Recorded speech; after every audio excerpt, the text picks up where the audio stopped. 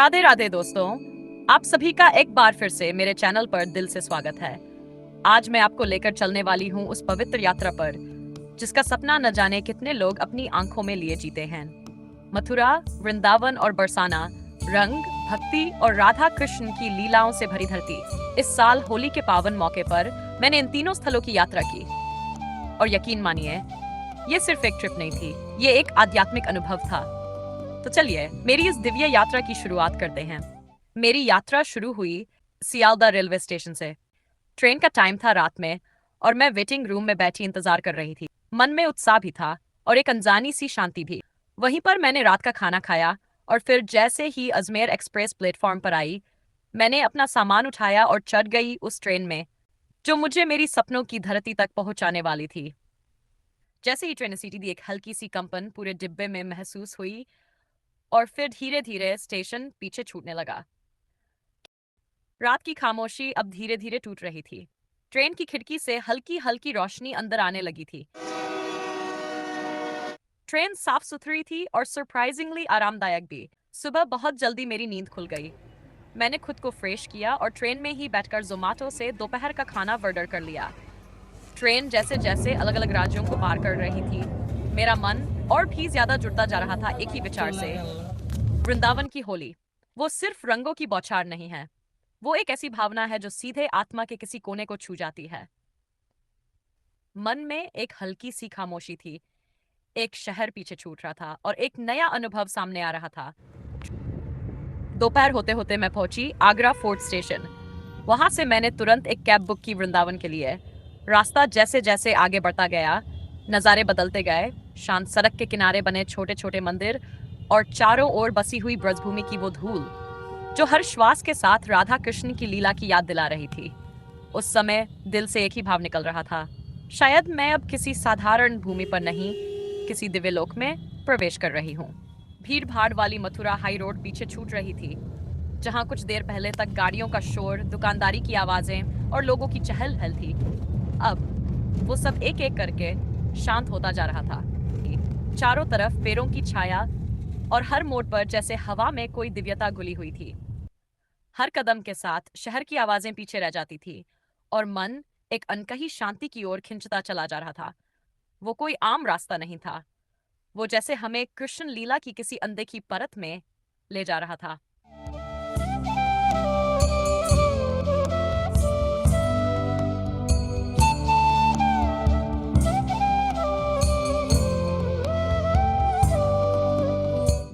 Gate पार करते ही ऐसा लग रहा था जैसे दुनिया की आपाधापी पीछे छूट गई और अब मैं ईश्वर के आंचल में आ गई हूँ। जैसे ही मेरी गाड़ी मेरो वृंदावन गेट के पास पहुंची, मेरा दिल एक अलग ही भाव से भर उठा। मैंने गाड़ी से उतरते ही सिर झुकाकर खर प्रणाम किया, क्योंकि मुझे महसूस हो रहा था अब मैं उस भूमि में कदम रखने जा रही हूँ जहां हर कण कण में कृष्ण बसते हैं। गेट की ऊंचाई, उस पर लिखा मेरो वृंदावन, बस उसे देखकर ही आंखों में श्रद्धा के आंसू आ गए। जैसे ही मैं वृंदावन पहुंची, मैंने प्रेम मंदिर के पास एक होटल में चेक इन किया।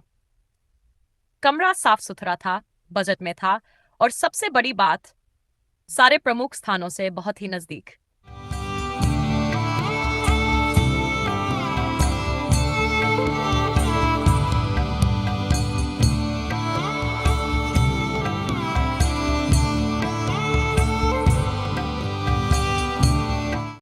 मैं पहुंची स्कंद गौशाला, जहां दोपहर में सभी श्रद्धालुओं को निःशुल्क प्रसाद दिया जाता है। भोजन बिल्कुल साधारण था, लेकिन उसमें जो प्रेम और आशीर्वाद मिला वो कहीं और नहीं मिल सकता।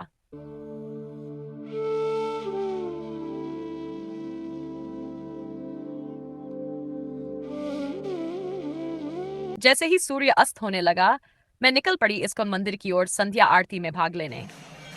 आरती का अनुभव सच में शब्दों में कहना मुश्किल है। हरे कृष्ण महामंत्र की ध्वनि, ताल से थिरकते भक्त और चारों ओर फैली हुई भक्ति की ऊर्जा, मन पूरी तरह से शांत हो गया।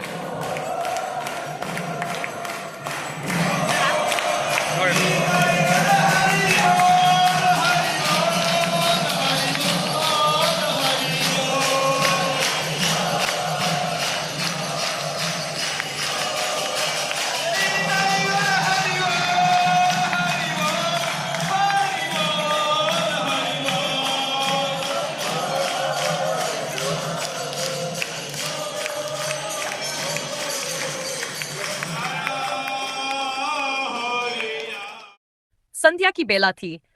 हवा में हल्की ठंडक थी और मन में थी बस एक ही उत्सुकता, प्रेम मंदिर की पहली झलक देखने की। जैसे ही मैं मंदिर के प्रांगण में दाखिल हुई, मेरा मन जैसे ठहर गया। सामने प्रेम में डूबी राधा कृष्ण की भव्य मूर्ति, चारों तरफ रंग बिरंगी रोशनियों से नहाया मंदिर और बैकग्राउंड में बजता मधुर संकीर्तन। मैं कुछ पल के लिए चुपचाप वहीं खड़ी रही, क्योंकि शब्दों से ज्यादा उस क्षण को दिल से महसूस करना जरूरी था।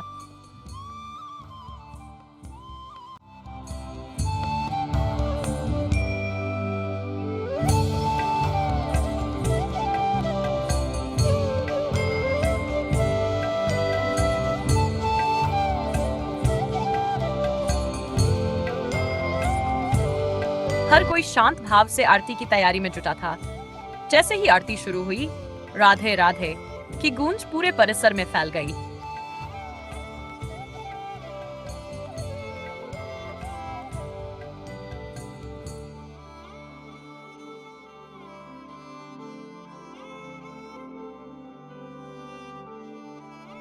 मंदिर दर्शन के बाद मैं पास के बाजार में थोड़ी देर घूमी, हल्का सा डिनर किया और फिर वापस होटल आ गई। मन में उत्साह और श्रद्धा लिए अगले दिन की भव्य होली उत्सव के लिए तैयार। अगली सुबह वो पल था जिसका इंतजार हर भक्त करता है, वृंदावन की होली।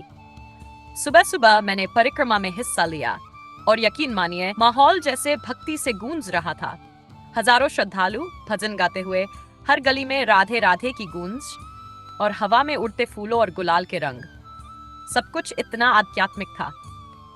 ये कोई आम होली नहीं थी, ये थी भक्ति से सराबोर कृष्ण को समर्पित होली। जब मैं मदन मोहन मंदिर पहुंची, वहां का नजारा सच में अलौकिक था। लोग रंगों में रंगे हुए थे, लेकिन किसी होड़ में नहीं। हर चेहरा मुस्कुरा रहा था, हर दिल में बस श्याम सुंदर बसे थे। ये वो होली थी जिसका कोई व्यावसायिक दिखावा नहीं था, ना डीजे ना भीड़ का शोर, बल्कि ये होली थी जैसी होनी चाहिए, ईश्वर को समर्पित, निर्मल और पूरी तरह प्रेममयी।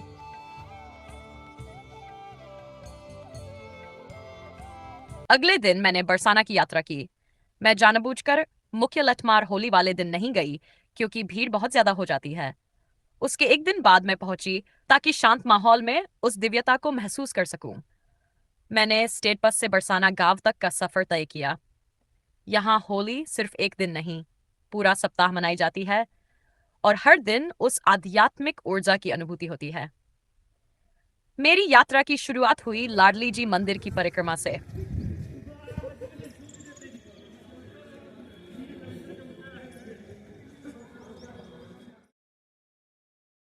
पहाड़ी से मंदिर का जो दृश्य दिखता है, वो सचमुच मंत्रमुग्ध कर देने वाला था। प्रकृति, भक्ति और शांति से घिरा हुआ वो पल अभूतपूर्व था।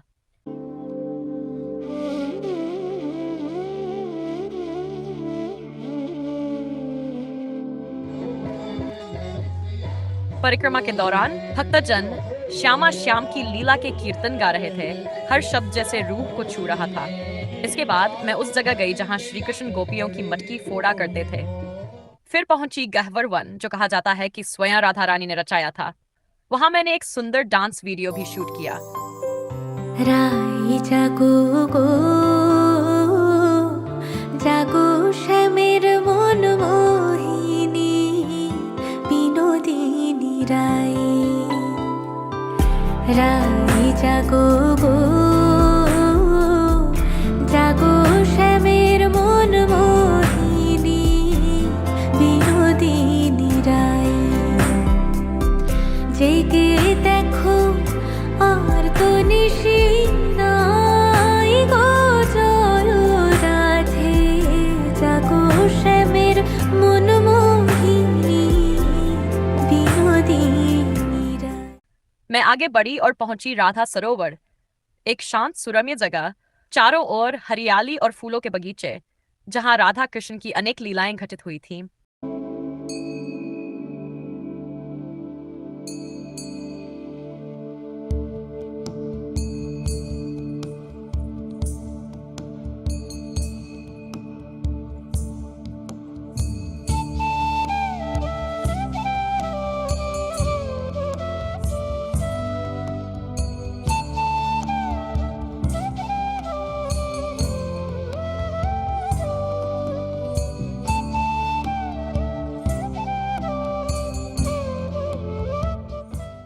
और फिर मैंने चढ़ाई की राधा रानी मंदिर तक। मंदिर में उस समय होली अपने चरम पर थी। भक्त राधा रानी की मूर्ति के सामने होली खेल रहे थे। गुलाल उड़ रहा था, भजन गूंज रहे थे, लोग झूमकर नाच रहे थे। हर रंग, हर कदम बस भक्ति से भरा हुआ था। वो दृश्य, वो ऊर्जा मैं कभी नहीं भूल पाऊंगी।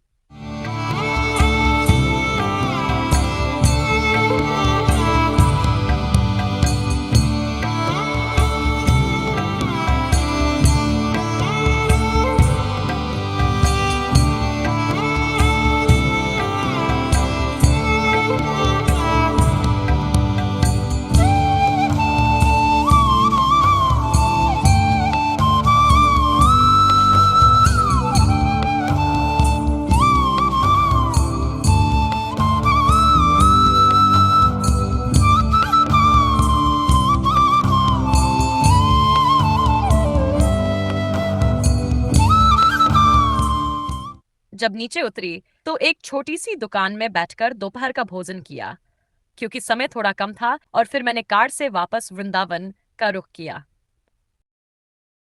राधे राधे दोस्तों, अगन था वृंदावन के उन पवित्र स्थानों को देखने का जो आमतौर पर भीड़ से दूर होते हैं लेकिन आध्यात्मिक ऊर्जा से भरपूर होते हैं। मैं सबसे पहले पहुंची निधिवन, वो पावन वन जहां माना जाता है कि राधा रानी और श्री कृष्ण हर रात रास लीला करते हैं। यहाँ के वृक्ष किसी और जगह जैसे नहीं लगते, हर पेड़ जैसे कोई रहस्य छुपाए बैठा हो।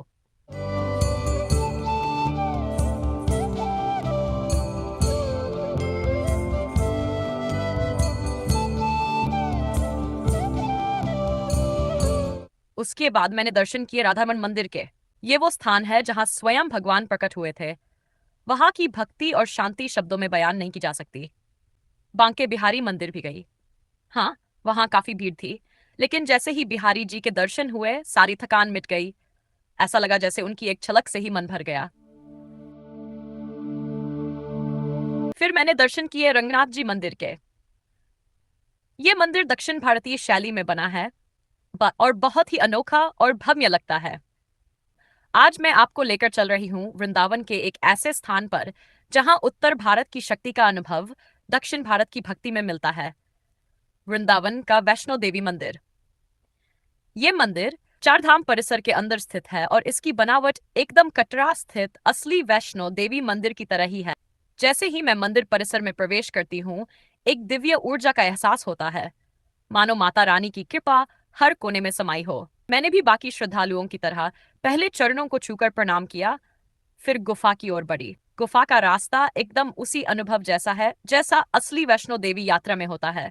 संकरे रास्ते, जल की धारा और माता के जयकारों से गूंजता वातावरण। जैसे ही मैं माता के दर्शन के लिए अंदर पहुंची, मेरे मन में एक अजीब सी शांति उतर आई। भारत के चार प्रमुख तीर्थ बद्रीनाथ, द्वारका, पुरी और रामेश्वरम की सुंदर झलकियां एक ही स्थान पर प्रस्तुत करता है। राधा कृष्ण मंदिर चार धाम के पास ही स्थित है, एक बहुत ही सुंदर और शांत राधा कृष्ण मंदिर।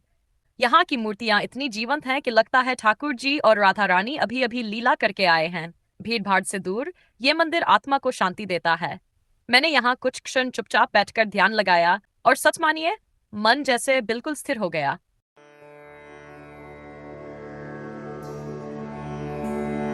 और फिर मैं पहुंची शिवधाम, जो राधा कृष्णन प्रेम की भूमि में भोलेनाथ की उपस्थिति का प्रतीक है। यहाँ एक विशाल शिवलिंग है और मंदिर में गूंजती नमः शिवाय की ध्वनि आपको एक अलग ही ऊर्जा से भर देती है। ये पूरा अनुभव एकदम शांत, पवित्र और आध्यात्मिक था।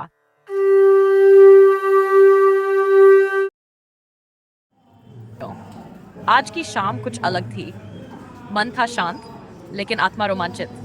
मैं उस दिन संध्या बेला में पहुंची गोकुल नंद भवन, जहां श्री कृष्ण ने अपने बाल्यकाल की लीलाएं रचाई। मैंने दर्शन किए नंद भवन घाट, जहां यशोदा मैया ने कान्हा को पाला।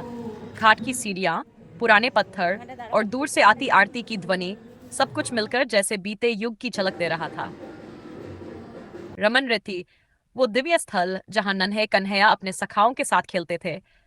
रेत में नंगे पांव चलते हुए ऐसा लग रहा था जैसे कान्हा अभी भी यहीं कहीं खेल रहे हों। हवा में एक अलग ही मिठास थी। वहां की चुप्पी में भी भक्ति गूंज रही थी।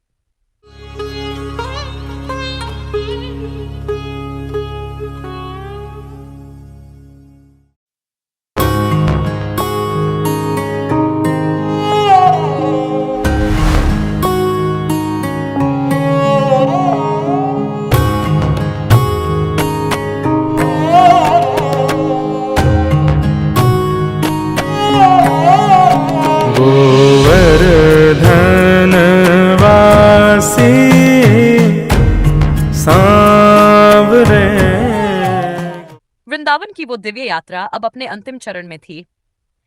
मैं ट्रेन में बैठ चुकी थी वापसी के लिए, पर मन अभी भी कहीं ब्रज की गलियों में ही भटक रहा था।